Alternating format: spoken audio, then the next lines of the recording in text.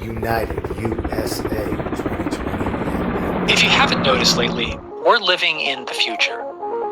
Technology that was only imaginable in science fiction is now so mundane that we practically take it for granted. But there's still one thing that's conspicuously absent from our futuristic present. Where are the flying cars? I was promised flying cars. I don't see any flying cars. Why?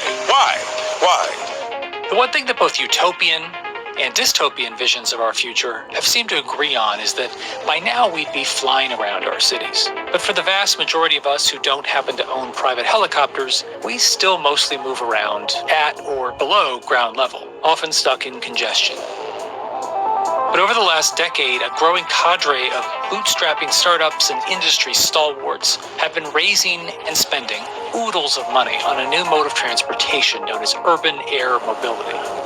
Could these autonomous, human-ferrying super drones finally be the flying cars that we've been waiting for? Safe, relatively quiet, electric-powered drone, or eVTOL, short for electrician. That's very cool.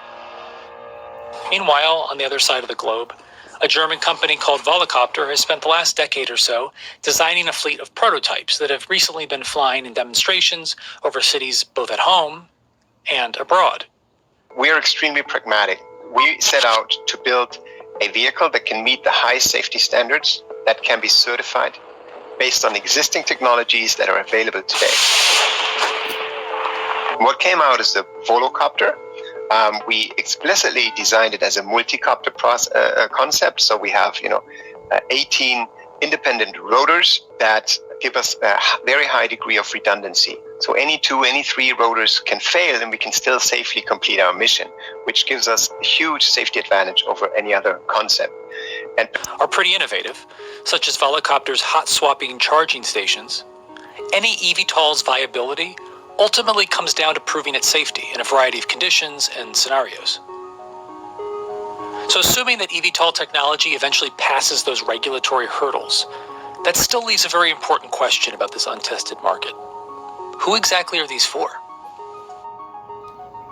If we look at Elon Musk's master plan, the first iteration in 2006, he was very clear. He said he was going to build an expensive car to help paying for a less expensive car to help pay for a mass market car.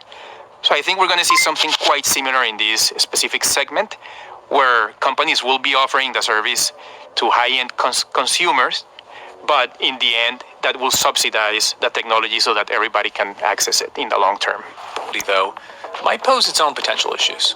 Once the product trickles down and more people start using it, we fear it might actually cannibalize users from public transit in cities, which will have negative consequences in our view, mainly because it will just shift congestion from the road up into the sky. Integrating urban air mobility into the existing transportation landscape. On this front, Uber is taking advantage of their own learned experience, building a revolutionary ride-sharing platform to bring their technology into a third dimension. And they're not even waiting for eVTOLs to get started. Back in the quaint pre-pandemic days of late 2019, I gave their Uber Copter service a whirl. There is no smoking allowed. All right, we're en route to JFK. Yeah, I can take this to work every day.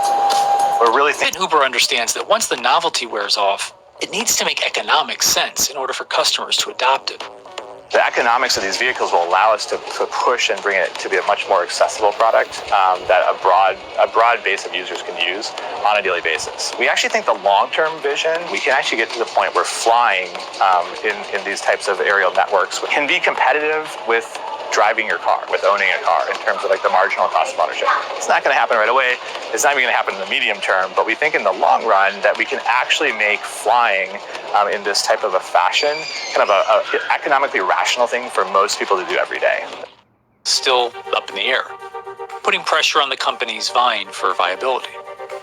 Given the complexities of the solution, the complexities of the regulation, we do not expect to see a very diverse ecosystem in the long term.